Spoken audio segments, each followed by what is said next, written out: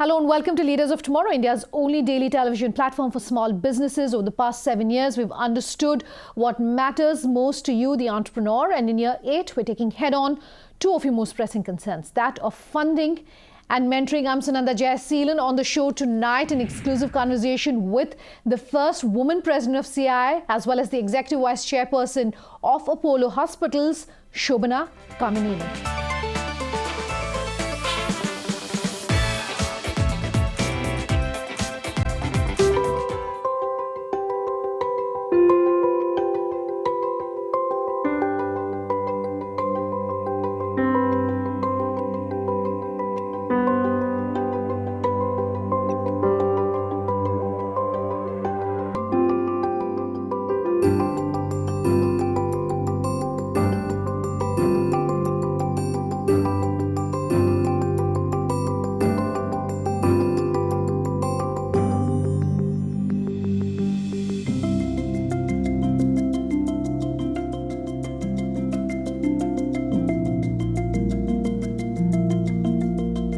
It gives me great pleasure to welcome Shobana on the show. She's, of course, someone who doesn't need much of an introduction, the first woman president of CI for the year 2017-2018, having many, many more firsts to her name.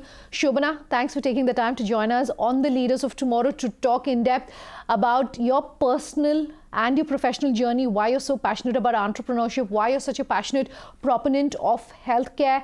I want to start by talking about some of the key highlights of your professional journey, what they've been, what you want to sort of tell our viewers about that. I think I've been fairly fortunate to be in the right place at the right time, and I think that's something that is always a given in an entrepreneurship journey, that you know when to make the right moves. In terms of my work perspective, it was, I think I was super fortunate to have the most fantastic mentor, real entrepreneur, and two, someone with great purpose. And that's what my dad did when he built Apollo Hospital. He did it for a purpose. And he was also a true entrepreneur because he took this great risk. And he continued to take the risks along his life. As you went along, the risks were more calculated, more understood, and worked for the environment. But also the risks became a lot bigger. And I think that was my journey, that fortunate to be with him on that. And in doing so, I was able to craft one or two businesses of my own. And within the group, from the pharmacy to the insurance, was a great entrepreneurial journey. And having said that, some of my own. On the CII part, that was, I think that it was a time when really diversity was required. Could have come earlier. I'm glad that I was a woman president. And definitely, it was a privilege to be, and always a privilege that I'll be the first woman president. But great learning from that 1 year. Shobana, someone who's been so closely associated with the healthcare space in India over the past many, many decades now, my question to you is, how have you seen this industry evolve? What have been the changes? Why have you seen those changes in your opinion? Huge amount of change, I think. And that too, we could see it from the front. But we were also front and center at many times, and that was really a journey that we could see of the privatization of healthcare, what needed to be done to be able to, and to bring scale, to bring systems, to bring new technology, for us to be able to actually take an entire healthcare system and move it into a new century. I think that was something that most people will say was Apollo's journey, and it hasn't ended, because Apollo's journey doesn't remain static; it remains dynamic. So now we have to evolve with the new times of what the new healthcare paradigm will be.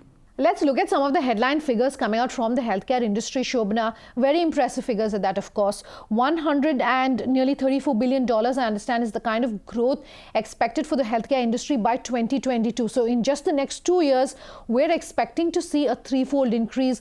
No matter what segment you're looking at. For instance, I have figures for the medical tourism industry expected to grow nearly 22 to 25% in that same, time period.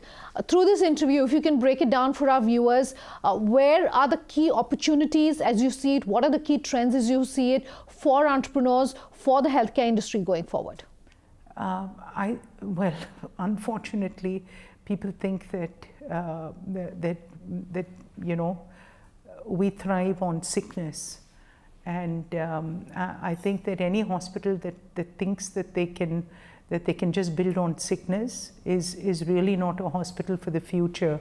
It has to be a disappointment for us that they come to a hospital, and in Apollo, it's about what can we do in the continuum of care to be engaged, and that's how healthcare will change and develop for these, and as it moves to an $8 trillion industry, it will come from the fact that you're doing more to keep people well, you're doing more to be able to help them take knowledge and power into their hands correctly, not just by Googling, but by actually making those changes which will help their quality of life.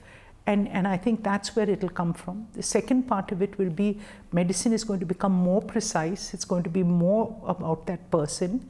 And I think that's where a lot of money and a lot of research is going to be spent to make it more effective and targeted to work for people. So those that fall sick will be way more personalized.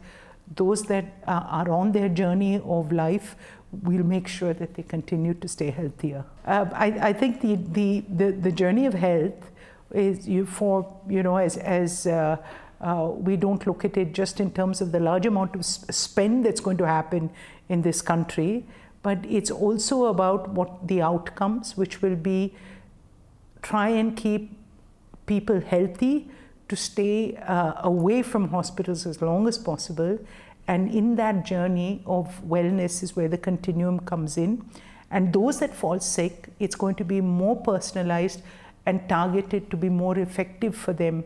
So I think both together is going to result in people living longer and healthier.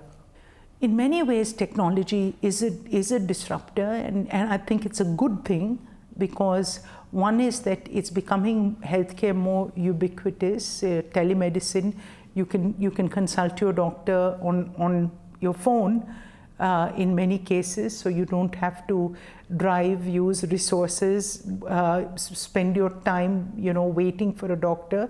This is something that you can do. Those are the easy ones, and the more important ones that I think use cases would be where you're using artificial intelligence and machine learning to be able to predict outcomes before they actually happen.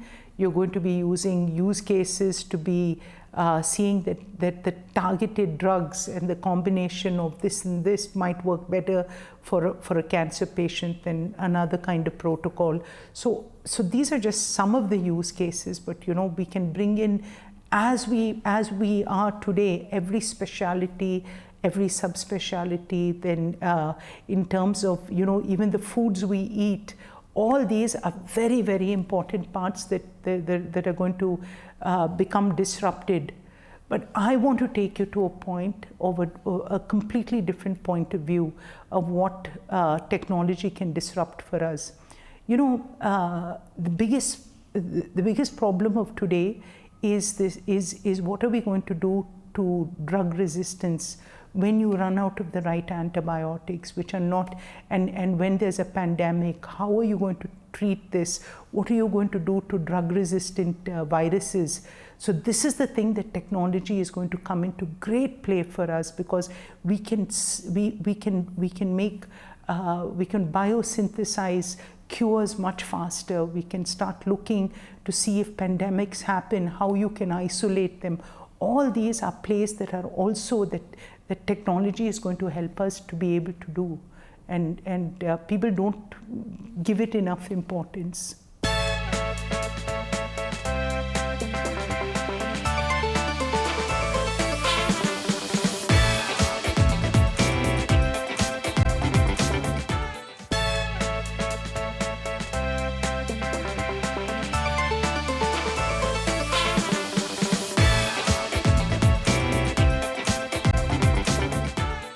often entrepreneurs tell us that the only way or the best way to learn is to get really thrown into the thick of things. I noticed that previously you've said that in your 20s you were thrown into the deep end. What did that experience teach you? Getting into business early is definitely a benefit. It's also a bit of a regret that I could have fast-tracked my career if I had done an MBA, a traditional MBA, and gone through that route, worked outside. But I think I was a true entrepreneur because we were building Apollo at that time. So working outside and coming inside, maybe we did not have that luxury. So those two things. But it's something that we think that our children definitely need to be provided with skill sets which are outside that can come in. But me in my 20s, one thing that I was given was a huge amount of responsibility. By 26, I had built Apollo Chennai, Apollo Hyderabad, and was in the process of Apollo Delhi. So that's a pretty big task for a 20-year-old. And so today when I see 20-year-olds that are, huge achievers, it wasn't so bad in our day either. There's no one magic pill, of what will make an entrepreneur succeed or fail. I think that some of the same risk appetite is required. The hard work, that never changes, and the determination, that you continue on, that despite all that. But the new age of entrepreneurs, what I feel, is that they're willing to, you shouldn't start something to flip it. With that, there's some amount of that you need to be able to build something because you're passionate about it, and you stay with it to take it to that, to take it, to the point that you've succeeded in that passion with this. Because you might not, when Neil Armstrong, after he reached the moon, and that was his great passion, after that, nothing ever felt so good. So what I would like to tell entrepreneurs on this great journey is that, flipping it and losing it might not be the best thing that happened to you in the long term. In the short term, it might be just great that you have these millions, hopefully billions. But in the long term, you really need to be thinking about what matters to you and how that passion, and it might be that, don't leave with any regrets. That's one. The other thing is that I think that India needs more entrepreneurs, not just the startup guys, but really there's so many middle-level companies that need that spirit to translate to the big ones. And those are the companies I feel are kind of ignored today. We need to be able to look at those middle companies, the Mittelstand, as that really ran Germany and China and so many of these. What will make you transition to the next level? That's a superb entrepreneurial build quality that India can do with. The importance of technology for a country like India is immense and huge. As someone who's so closely associated with the business, has seen the role that technology has really played in the healthcare space, do you think that enough of an impact has been made? Have you been able to, as an industry, as entrepreneurs, really been able to harness the benefits of technology for the healthcare space? If not, what more do you think entrepreneurs should be doing? What more can be done? Where do you think that impact can be felt? So no entrepreneur wants a red carpet, because then what's the fun in that? You want to go into uncharted territory, you're a risk taker, you want to be able to profit and you're seeing white spaces, you're seeing blue ocean. So in that inherent risk, I think that the government support system has been enough in terms of ease of doing business. Lots is being done, but right now, in terms of entrepreneur or otherwise, entrepreneurs are young. They don't want that sense of fear, that sense of, oh my God, what will GST do, or the income tax, and how will they come after me? They don't understand, and these are the things, in terms of that regulations, that we have to be able to remove that sense of fear from them And that will take time because the system is highly, this is a system that is in transition, that we're all figuring out some portions of GST, that the government has also been, working on different policies as we change around. The e-commerce policy has changed like 3 to 4 times. It's taken some, changes. So they want some amount of certainty, policy certainty. They want some amount of, reduction of fear. And I think that they want to be able to make money and to take some risk and to succeed. You have been and you are a very vocal proponent when it comes to women entrepreneurs, the causes that matter the most to them. What are the causes, according to you, that are most important for a woman entrepreneur today? What do you think a woman entrepreneur should perhaps be looking at? Do you think the opportunities and challenges for women today who are entrepreneurs, who are in the workplace, are perhaps different from their male counterparts? And how do they really overcome that? Women inherently are collaborators rather than risk takers. But so many of them, in terms of the micro businesses, I love the way that their platforms, that e-commerce has really allowed women entrepreneurs to flourish. So that's one good part, that this new age economy is actually very well suited to women, to their work styles and the challenges of what they want to do. That's nice.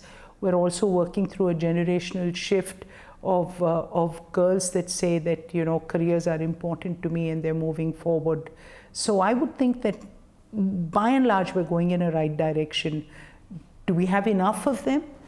That's where that's I think where we're lacking. That if you measure up to other countries, India is not producing enough of women entrepreneurs. We're not taking gender diversity as seriously as we should be.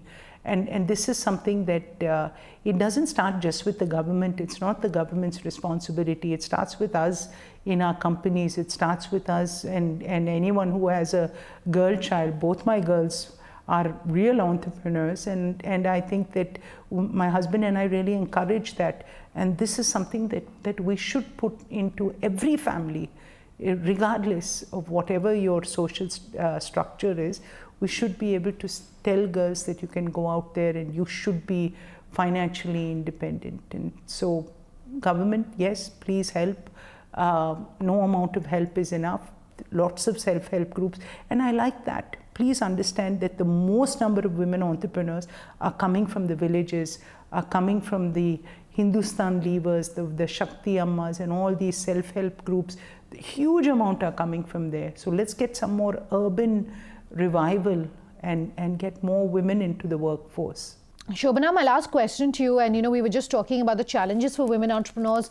Just to continue with that theme, data for 2017-2018 showing that less than 5% of all funds that came into the entrepreneurial ecosystem, into entrepreneurial businesses, went into women-owned businesses, women-founded businesses. What's it going to take to really change that? Do you think this is perhaps a reflection of also what's happening globally? And anything any changes on the ground that you're seeing when it comes to how perhaps that trend is changing? Are you seeing that trend changing? Really, I think it's, again, it's not just the government. It's sad that there were actually less women in the workforce. I remember when I was in CII, I said that that women have the ability, if we can move the workforce to 25% of them working, whereas if we can just move it to 25%, it doesn't seem that large, but if we could, it's a $750 billion opportunity to increase India's GDP. And instead, since the 3 years since 2 years since I have not been president, we've seen a decline in the women workforce. So and these are for several reasons, and it could be just that when people are getting wealthier, the women are opting to stay at home, or whatever the reasons are. I think that we should work very seriously at any level to make sure that there are more women coming into the workforce. And I want to personally be more mindful about that in the way that we hire, in the way that we make sure that there are more opportunities for women. And I hope that anyone viewing this will look at that very positively. Shobana, thank you very much for your time here on the show. It's been an absolute pleasure. Thank you. Thank you. Completely out of time on that exclusive interview with Shobana Kamineni. If you have any questions for experts and mentors like her, do send them to us and we will get her and other experts like herself who come here on the Leaders of Tomorrow exclusively to answer them for you. Our contact details are up on your screens in just a moment. Thanks for watching. Have a good night.